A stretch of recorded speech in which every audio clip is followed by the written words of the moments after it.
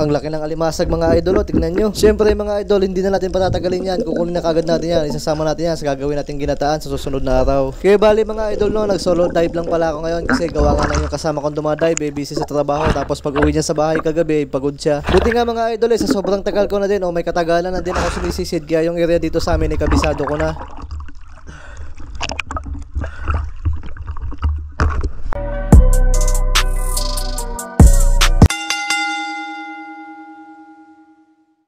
Isang mapagbalang gabi sa atin mga idol no. At ito nga na video mga idol, tara samahan nyo ako at uhuli ulit tayo ng alimasag para syempre mga idol makalibre na din ng pangulam at para syempre naman maka-exercise na din ng katawan. At kung mapapansin nyo naman mga idol no, medyo maganda yung tempo ng dagat natin ngayon no. Ang ibig kong sabihin mga idol ay malinaw tapos walang masyadong alon. Kaya naman gumanda yung tempo natin ngayon mga idol o gumanda yung panahon ng dagat kasi nga mga idol ay gawa nga ng hindi na masyadong umuulan dito. Hindi pares yung mga nakaraang buwan mga idol grabe ang lakas ng ulan. Pero dahil nalalapit na nga ang season ng alimasag mga idol asahan nyo sa susunod na buwan mas mabibigyan ko pa kayo ng mas magandang kuha. At syempre mga idol no, meron pa tayong followers na gusto magpa-shoutout kaya ito na siya mga idol, isa-shoutout natin. Shoutout magandang gabi mga idol no, kay Carlito Serenito Jr. At yun mga idol no, na-shoutout ko na yung gusto magpa-shoutout. Kung sino pa yung gusto magpa-shoutout mga idol mag-comment lang kayo at anytime pag na-notice natin yan mga idol si-shoutout natin yan kagad. At mga idol no, pwede bang makisuyo sa inyo? Pwede pa-follow naman o pa-subscribe naman sa YouTube channel ko. Nga pala mga idol no, kung gusto nyo itong video na ginagawa ko, ipaki-comment down kung tagasan kayo para malaman ko kung hanggang saan umabot ang video kong ito. Yan palang mga alimasag na nakuha ko kagabi mga idol niluto ko na yan kanina. Medyo madami-dami din siya mga idol, sobra 1 kilo din pala yung nakuha ko. Nasa mahigit 1 oras lang pala ako sumisid mga idol kagabi kasi gawa nga nang ako lang mag-isa.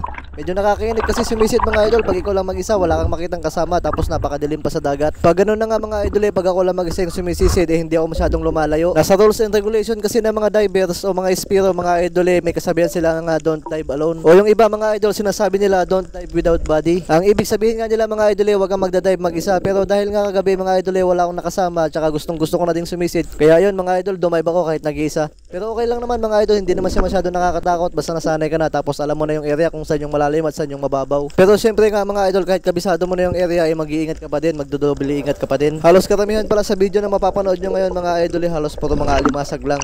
Kasi nga mga idol yung iba kong kuha ay ginagawa kong reels yun. Siguro i-upload yun sa susunod na bukas o sa susunod na araw. At dito nga napunto mga idol no, pagsisid ko nakakita ko na isang alimasag na nagmumukbang. Ewan ko lang mga idol kung ano yung kinakain niya pero medyo mahaba o tinan nyo. Karamihan pala sa kinakain nila mga idol shell tapos tabugok. Pero minsan mga idol kumakain din sila na para mga lumot. At dito nga napunto mga idol no, pagsisid ko nakapunta ako dito sa damuhan. Ang Bisaya pala ng damuhan mga idol, ang tawag nila dito is kasagbutan. Yun mga idol no, may Bisaya word na naman kayo na matututunan para sa bidyong ito. Akala ko nga mga idol walang naman itong damuhan na to pero nung tinitigan ko mabuti mga idol meron palang 2 alimasag na nakalublob sa ilalim ng buhangin. Alala ko pa pala mga idol nung nakaraang taon pag nagagawin ako dito sa damuhan na to dito ako madalas makakuha o makakita ng mga malalaking pusit. Pero as of now mga idol hindi pa natin makikita ngayon yung mga malalaking pusit kasi nga hindi pa nila season. Kumbaga mga idol pag mga ganitong buwan o mga ganitong panahon nasa malalim pa sila nagpapadami. Tapos kung mapapansin nyo pala mga idol wala akong nakuhang tabugok kagabi. Kasi nga naman mga idol hindi pa din naman ting season ng tabugok ngayon. Sa susunod pala na gabi mga idol nagpaplano kami, nadadayo kami sa ibang lugar. Pero pakikiramdaman pa namin mga idol kung matutuloy ba kami kasi depende pa din yan mga idol kung hindi ba uulan dito. At dito nga napunto mga idol na pagsisid ko nakakita na naman ako na isang lambay pula na nakalublob sa buhangin. Yung mga ganyan mga idol kung hindi mo titignan mabuti yan o hindi mo papansinin hindi mo talaga yan makikita. Pero pag sanay ka na mga idol at pag napansin mo na parang may 2 mata na nakalabas sa buhangin, automatic na yun mga idol alimasag yung laman nun. Medyo madalang pa din pala mga idol ngayon yung mga nakikita mga malalaking hipon. Pero sige lang mga idol susunod na buwan baka meron na mga malalaki ipapakita ko sa inyo kung paano kumuha ng mga malalaking hipon na lumulublob din sa buhangin. Yung paglublob o paglubog pala mga idol isa yung sa ginagamit nila para makapagtago pag may nangahunting sa kanila. At kung nagustuhan nyo itong video na ginagawa ko mga idol pwede pa-share naman para mas ganahan pa tayong gumawa ng mga ganitong klase ng video. Pag mas madaming share kasi mga idol syempre naman mas madami ding views at syempre medyo mag-income tayo ng konti. At yun lang mga idol thank you for watching, bye bye. So ayun mga idol kauwi ko lang galing sumisid. Ayun medyo madami-dami din yung nakuha natin ngayon mga idol. Yan nyo siguro nasa mga mahigit 1 kilo din tong lambay na nakuha ko. Yan preskong-presko pa yan.